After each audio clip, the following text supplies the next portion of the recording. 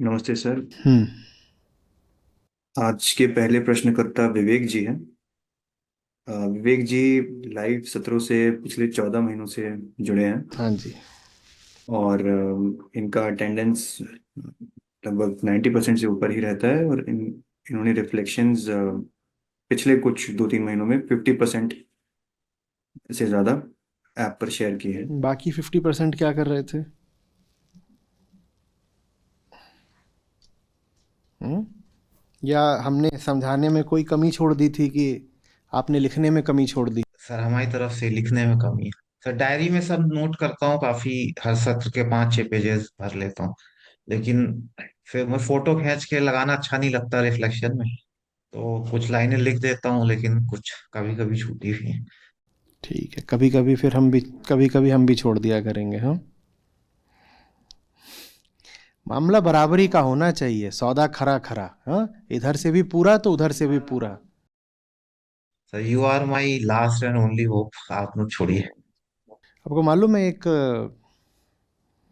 आवाज, फिर कहानी बताऊं तो फिर आपका सवाल पीछे चला जाएगा। तो ऐसे ही एक चेला था।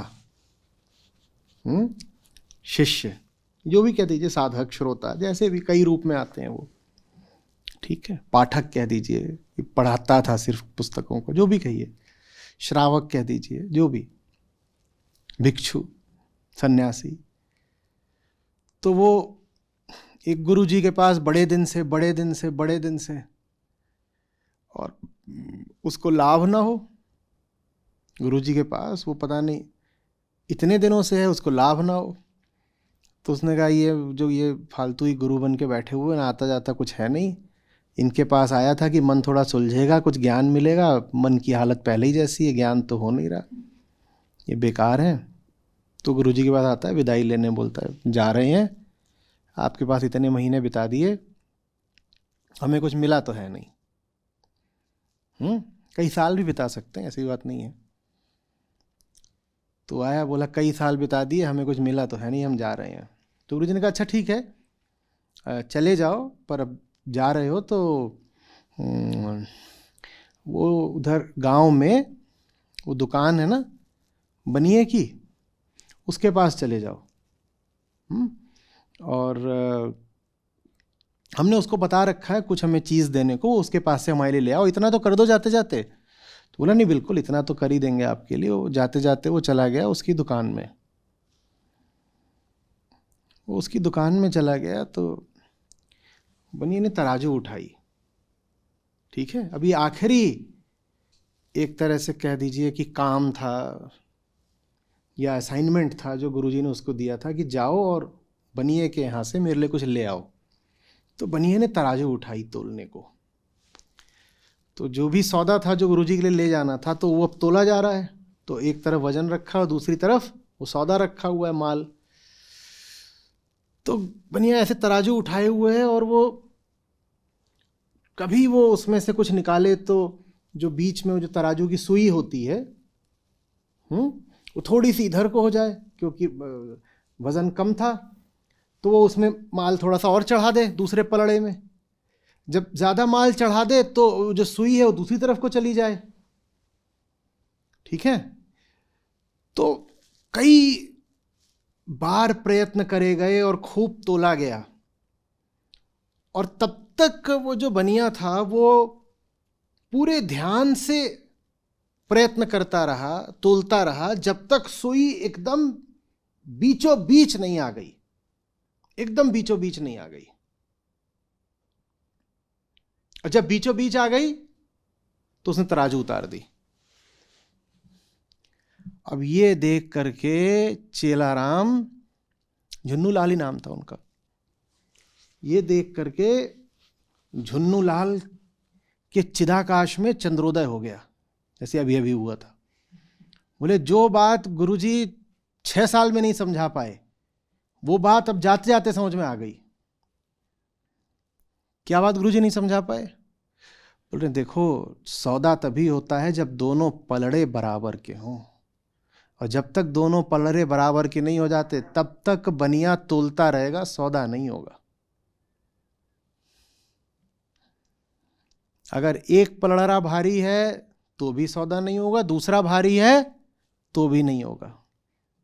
तो अगर तुम्हें सौदा मिला नहीं है तो इसका मतलब यह है कि वो जो तराजू की सुई है वो मध्य में नहीं आ पा रही। जितना वजन एक तरफ है उतना वजन दूसरी तरफ नहीं रखा जा रहा, तो सौदा हो ही नहीं रहा है। जी सर, जरा वो होगा फिर तो होगा। हम्म। सर क्वेश्चन मेरा ये था कि थोड़ा बहुत यिंग यांग थ्योरी के बारे में कभी कभी पहले पढ़ा था।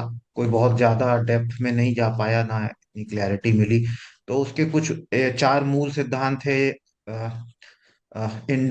Inter independence, inter independence, opposition, mutual consumption and inter transformation.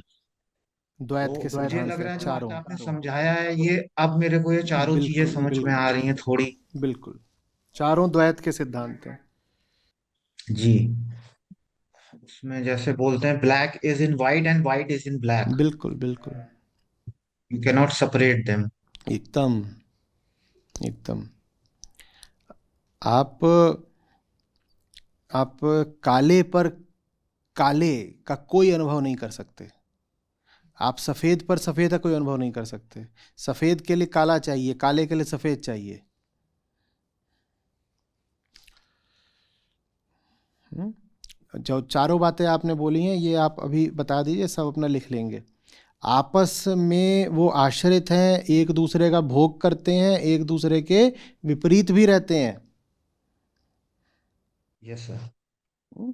Sir और जब आज आप बता रहे थे तो एकदम ये चीजें कौन गई कि ये जो म्यूचुअल कंजम्पशन वाला फैक्टर था वो नहीं समझ आता था कभी, लेकिन अब समझ में आया कि अहम है, वो भोग रहा है प्रकृति को, और प्रकृति अहम को और पैदा करती रहती है, हाँ हाँ जिसमें उसका अस्तित्व बना रहे। तो बहुत मतलब आपने आज बहुत अच्छे से समझाया। तो ये बस, तो वो सर क्या बोलूं फिर से वो चारों ये कंसेप्ट? चारों आप लिख दीजिएगा, ये चारों आप अभी कम्युनिटी पे लिख दीजिए अभी। और चारों बहुत अच्छे तरीके से द्वैत के लक्षणों की तरह हैं। कि किसी भी संबंध में जहाँ दो हों उनमें आप अगर इन चारों में से किसी एक लक्षण को पाएं तो जान जाइए कि ये मामला शून्य ही है। और एक होगा तो चारों होंगे, कोई एक नहीं हो सकता चारों के हुए बगैर। जी सर। बहुत सुंदर, बहुत सुंदर। जी सर, थैंक यू सर। जी जी। धन्यवाद, अनुकंपा।